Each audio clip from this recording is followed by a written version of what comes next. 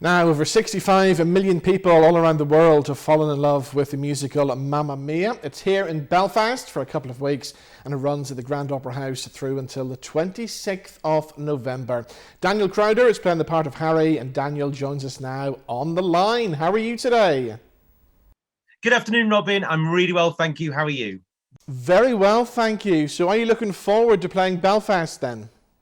I am excited beyond belief. I've never been to Belfast. We played Dublin in 2019 at the Broadcast Theatre for 4 weeks, just before COVID began in 2020. So we were there for Christmas just before COVID. Now you're actually here in Belfast for 3 weeks. That's a pretty long run for a show, isn't it?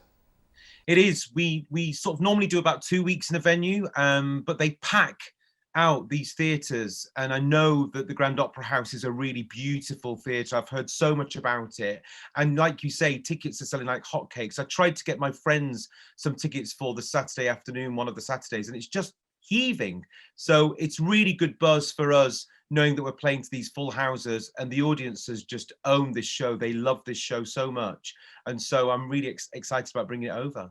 And I know here in Belfast there's definitely plenty of ABBA fans, and I think there's a possibility you might just have the loudest audience with everybody singing along to those songs with you every night. I really appreciate it when the audience sing along, because I get to sing "Thank You for the Music," and it's so nice when you hear the audience sort of joining in, because you know that they're connecting with the show, with the play, with the music, with the characters, and so I really like that. And I sing a lovely song in the second half with Donna called "Our Last Summer," which is a little known song. It's on the Super Trooper album, but it's a beautiful melody. And yeah, so please feel free to join in with that one if you know the words. Now remind us of your character Harry. That was the part that Colin Firth played in the movie, wasn't it? It is indeed. Whenever anybody asks me who I'm playing in Mamma Mia, I always say Colin Firth. Because that's the sort of point of reference. But yes, Colin made the part famous, but of course it was there many years before the film was made. And Harry Bright is a banker. He met Donna 21 years ago in Paris when he was on a sixth form trip, and he threw caution to the wind and followed her to Greece, and they had this fling just for a few weeks, and he returned back to London to continue his career. And then he gets this invitation out of the blue to go to a wedding, and he thinks it's from Donna, and he turns up, and potentially he might have found a daughter. Now you always wanted to be in Mamma Mia ever since you first saw it way back in the 1990s, didn't you? Exactly right. I saw it in '99 when it first started. I was really blown away by it then, because it was so unusual. I don't think jukebox musicals had ever been sort of presented as a play before. They'd always been sort of just a linking together of the songs through some other narrative. But this was a real proper play written by Catherine Johnson. And I was blown away by it then. Then several friends started to go through the show, and so I saw it all over in Manchester. I went to Bratislava to see it. Wow. And it was in Bratislava, actually. One of the cast turned around and said, "Oh, you'd make a lovely Harry." And I was a bit young then. I think I was sort of like early 30s, but it sort of stayed with me. And then I did the Mousetrap in the West End for a year, and being in a show for a year really suited me. And so when I was talking to my agent, I said, well, I'd like to do another year in something. And Mamma Mia came up, and so he sort of opened the door, and I shimmied my way in, and they gave me the part. So yeah, I'm delighted. I've been doing it since 2018. Wow. Now tell me this, did you have to learn how to play the guitar for the part, or did you know how to play already? No, I had to learn, and it was a shock, because when I saw the show, I assumed that the actor playing the part was miming, and someone down in the pit was playing along, watching him on stage. And then I was actually at a wedding about 2 weeks before rehearsals began, and this musical director was there, and he said to me, "How's your guitar playing?" And I just said, "Well, I don't play the guitar." And he said, "Well, you'll have to accompany yourself to Thank You for the Music." And I was like, "Pardon, what?"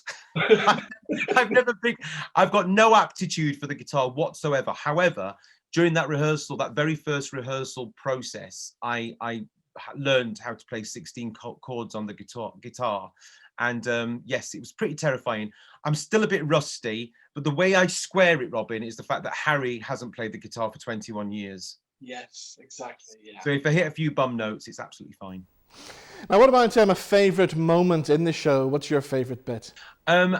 One in Act One actually is when the dads arrive for the hen party, and it's "Gimme, Gimme, Gimme," and that song seems to raise the roof. Yeah, yeah. People love that number. And then another showman for me is right at the end of Act One, where the entire company are on stage doing Voulez-Vous. And you've got this amazing choreography by Anthony Van Lass, where there's big Greek circles, and yeah, it's wonderful. And you just got that real anticipation of Act Two of what's to come for Sophie and Donna. It's very exciting. So obviously Mamma Mia is such a big show with a big cast. You spend a lot of your life on the road. What's life like on the road with you guys then?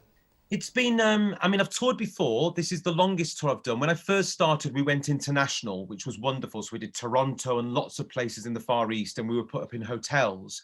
And then when we do the UK touring, we have to find our own accommodation, which is absolutely fine. We get a budget for that. We've only had 4 weeks off this year. So we started in January, and we're coming towards the end of this run now. Sorry. So, you have to keep yourself physically well for the tour. You have to keep your, your voice rested. And a lot of the time, because COVID had the knock on, we've been doing a lot of 9-show weeks. So we've been performing 3 matinees in a week.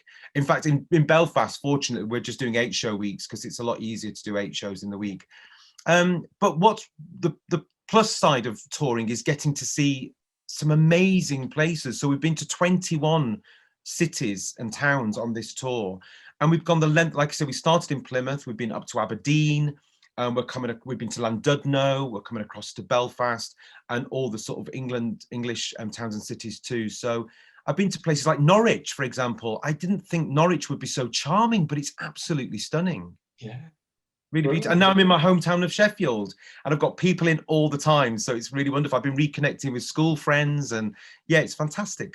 Now, as well as Mamma Mia, you've done lots of other theatre work over the years. Is Mamma Mia the ultimate dream role, or is there another part out there that you'd really love to do? It's an ultimate showing the fact that you will never get, I don't think, the buzz of being a kind of rock star at the end, because we do this medley of songs where the audience are invited to really join in, stand up and dance the socks off. And it's incredible. The noise is just incredible, and it's kind of addictive, and I think that's why I've re-signed to do the show again and again.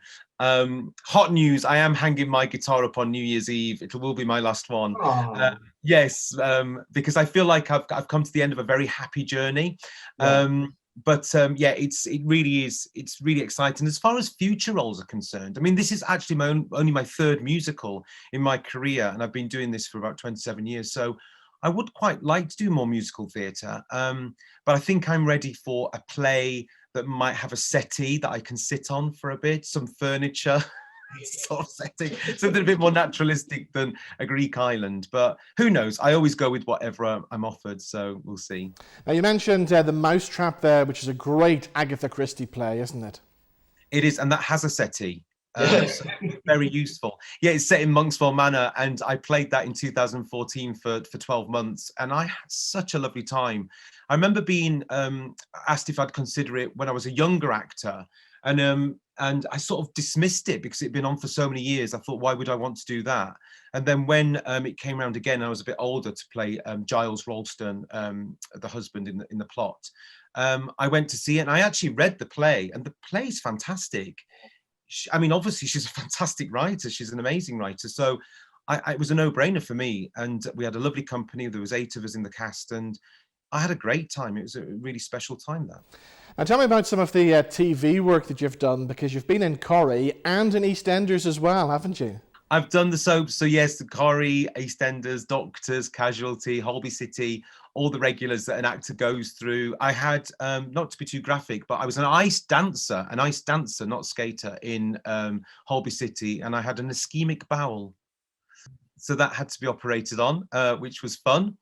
And I think EastEnders was really interesting. So I went into it to play Christian's lover. He was having a relationship with Saeed, and I played this character called Leighton that came in to sort of make Saeed jealous, and I slightly became obsessed with Christian. And to spend time on Albert Square, my first scene was on Albert Square with John Partridge, who played Christian, and it was at night time, and it was really peculiar because obviously you watch these programs on telly. it's like going to a major city like New York or something for the first time. You actually can't believe it's real. So I was a bit starstruck. And then I had scenes with Barbara Windsor in the Vic. And again, it was really hard not to go, "You're Barbara Windsor from the Carry On films. Hello." But there was a whiff of Kenneth Williams about Leighton. So I think she quite liked that. Now we've got Cindy O'Callaghan coming up on the show a little bit later on. She was in EastEnders playing the part of Natalie Evans's alcoholic mother, and I know she's going to tell us some great Barbara Windsor stories as well. Oh, brilliant. Yes, I think they're a very happy family down there, and it's a busy set. I mean, you have golf buggies that take you from one set to the other because it's vast. It's all across Elstree and Boreham Wood, and yeah, to get from someone's flat to the shop to the pub, you have to be ferried around on golf buggies. It's quite fun. And tell us about Coronation Street as well. Who did you play in that? I had 2 roles in Corrie with a 19-year gap. So when Curly Watts was a main character, he had a wife called Emma, and she was a police officer. And there was a big siege at Fresco back in the sort of mid-90s. And I played Ray Connell, who was Emma's colleague in that siege, which quite fun. And then fast forward 19 years, and I went in to play a doctor to look after Gary. Gary got into a terrible fight with his sort of like underground sort of life, and I looked after him into the hospital. They actually wanted me to go back and do more doctoring, but then I was in rehearsals for Mamma Mia, so I couldn't go back. However, between those 19 years, I did do a stage version of Coronation Street, written by Jonathan Harvey to celebrate 50 years of Corrie. So this was in 2011. Jonathan Harvey, one of the writers on Coronation Street, he wrote a stage version which covered the 50 years, and we had celebrity narrators from Corrie, like Roy Barraclough, Gaynor Faye, Sherry Hewson, and they would narrate it, and 6 of us would play all the parts. And so I played Steve MacDonald, Mike Baldwin. I think I even played Emily Bishop, I think. So that was great fun. And we actually took it to New Zealand with Ken Barlow, with Bill Roach, because New Zealand is exactly 2 years behind Britain in watching it. So 2 years later in 2013, we took it to New Zealand and toured New Zealand with Bill Roach as the narrator. So that was rather special. Well, Daniel, it's been great talking to you. Mamma Mia runs at the Grand Opera House here in Belfast until the 26th of November. Have a great run. Thank you for joining us.